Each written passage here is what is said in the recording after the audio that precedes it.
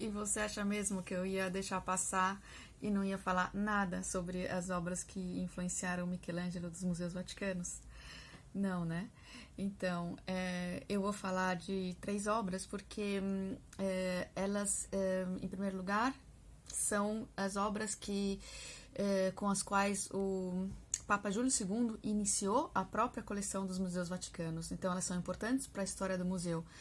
Mas, ao mesmo tempo, o nosso grande Michelangelo se apaixonou por essas 3 obras e a gente vê, mutatis mutandis, exatamente a influência que essas obras tiveram na técnica, na imaginação do Michelangelo para realizar a Capela Sistina, seja o teto que a parede do altar. Então, a primeira obra é o Laocoonte. O Laocoonte era originalmente uma escultura em bronze do 2º século a.C. e foi realizada por 3 artistas que se chamavam Alessandro Atenodoro e Polidoro. O que a gente conhece como Laocoonte hoje é uma excelente cópia romana e que enfeitava o palácio do imperador Tito. Essa escultura, ela é uma escultura típica do período helenístico, ela é carregada de patos, esses corpos contorcidos, cheios de emoção que a gente vê, são exatamente o que vai atrair, o que vai seduzir tanto o Michelangelo, que ele vai propor, seja na Capela Sistina, como no famoso Tondo Doni. Quer dizer, essa escultura, além de tudo, ela é importante para poder datar uma obra do Michelangelo que ninguém sabe a data exata que ela foi realizada, mas porque seguramente o Michelangelo, quando realizou o Tondo Doni, ele já devia ter visto o Laocoonte. O Tondo Doni, ele é datado pós-Quem, isso aí, ele é datado após a data de 1506. A segunda escultura que vai inspirar tanto Michelangelo é o que a gente chama hoje de Apolo do Belvedere. O Apolo foi realizado provavelmente em bronze pelo Leocares no 4º século a.C. e o que a gente vê hoje é uma cópia romana do 2º século depois de Cristo. Essa escultura, ela é considerada o belo ideal desde o século XVIII. A beleza suprema, ela foi elogiada por grandes escritores como Stendhal e como Goethe. E Michelangelo vai especialmente pensar as formas do Cristo, do juízo final, em cima dessa escultura. E das 3 esculturas que inspiraram Michelangelo para frescar a Capela Sistina, ficou faltando o torso do Belvedere.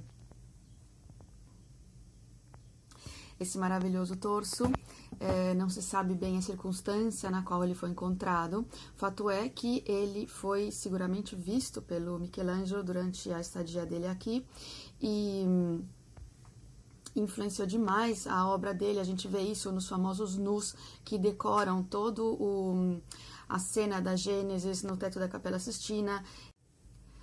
Essa escultura a gente só sabe que foi assinada por um tal de Apolônio, filho de Néstor, e que ela foi realizada no 2º século a.C. Da posição original dela na cidade, parte de um grupo escultório, se ela ficava sozinha, a gente não sabe mais nada sobre essa escultura e nem o personagem que ela representa. Então o personagem, ele tá, por certo, sentado numa pele de leão, mas isso inspirou algumas interpretações da figura de Hércules, mas abandonaram essa interpretação e ultimamente dão preferência ao Aquiles Essa escultura a gente só sabe que foi assinada por um tal de Apolônio, filho de Néstor, e que ela foi realizada no 2º século a.C. Da posição original dela na cidade, parte de um grupo escultório, se ela ficava sozinha, a gente não sabe mais nada sobre essa escultura e nem o personagem que ela representa.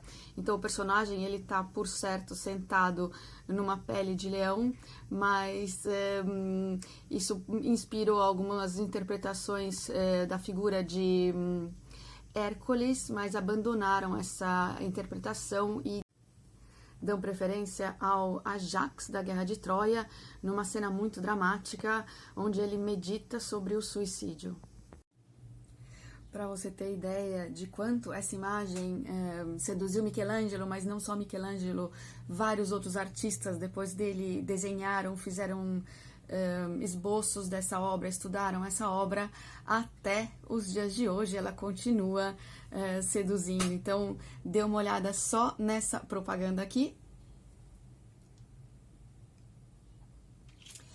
Sim, você vê uma propaganda de underwear com o David Beckham.